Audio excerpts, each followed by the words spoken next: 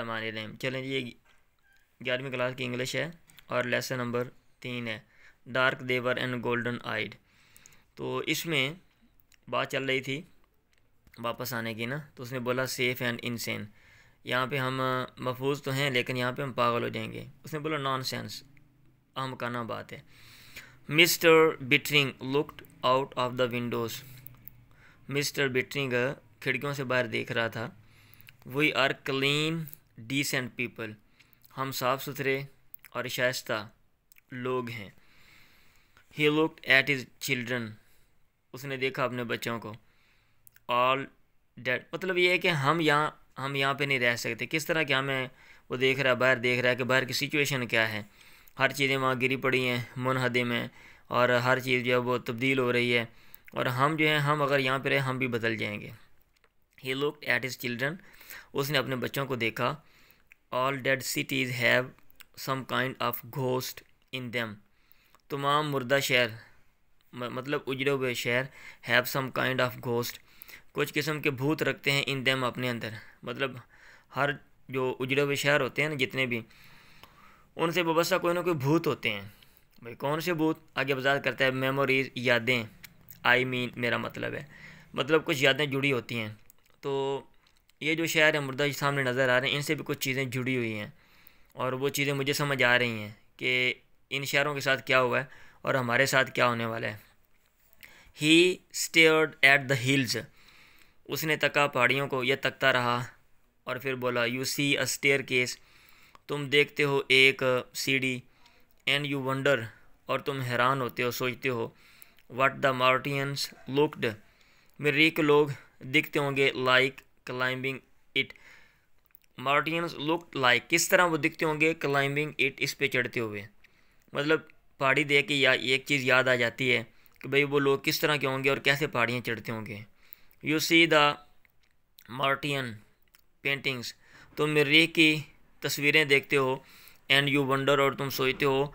What the painter was like, वो मुसव्वर किस तरह का होगा, मुसव्वर किस तरह का था। You make a little ghost in your mind, तुम अपने जहन में एक छोटा सा भूत बना लेते हो। अ मेमोरी, एक याद। इट्स क्वाइट नेचुरल, ये बिल्कुल कुदरती बात है। मतलब ऐसा होना कुदरती है। इमेजिनेशन, तसव्वुर, कोई ना कोई तसव्वुर हो, कोई ना कोई ख्याल। ही स्टॉप्ड, वो रुक गया। और you haven't been prowling up in those ruins, तुम नहीं फिरते रहे हो इधर उधर आवारा। इन दोज रूइन, उन खंडरात में। हैव यू, क्या तुम फिरते रहे हो। बच्चों से पूछ रहे हैं ना, बात कर रहा था, अचानक बच्चों का ख्याल है तुम बाहर तो नहीं कहीं गए हो। हाँ, जैसे हमारी नानियाँ दादियाँ होती हैं, पूछते हैं तू बाहर तो नहीं गया सी, तत्ती हवा लग जाए, तेन तत्ती हवा लग जानी है। तो ऐसे ही। नो पापा, बेटे ने कहा। David looked at his shoes, उसने अपने जूतों को देखा डेविड ने, और कहा नो पापा।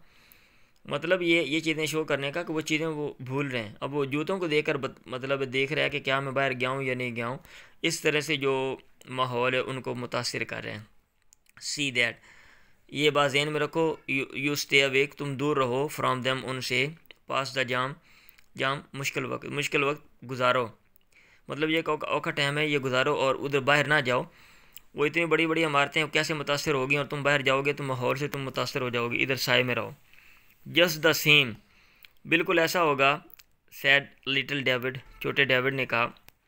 आई बेट समथिंग हैपन्स, मैं शर्त लगाता हूँ कुछ होगा, मुझे लगता है कुछ ना कुछ होने वाला है। समथिंग हैपन दैट आफ्टरनून, कुछ वाक़या हुआ उस दोपहर को। क्या, लारा, जो लारे लगाती थी। स्टम्बल्ड थ्रू द सेटलमेंट, वो आबादी में से लड़खड़ाई या लड़खड़ाती हुई आई। क्राइंग, वो चिल्ला रही थी। शी डैश्ड ब्लाइंडली, वो दौड़ रही थी अंधाधुंध। ऑन टू द पोर्च, ड्योड़ी की तरफ वो भागती हुई आई।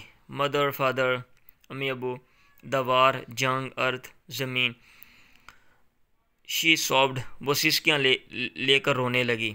सॉब, सिसकियाँ लेना। A radio flash just came, radio की खबर अभी अभी आई है।